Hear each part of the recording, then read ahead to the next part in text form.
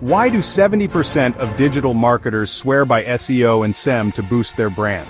Okay, so you've got a website. But how do you make sure people find it? That's where SEO and SEM come in. SEO, or search engine optimization, is like planting a garden.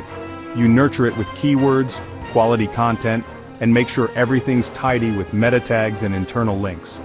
Over time, your garden grows and attracts organic visitors. That's free traffic from search engines.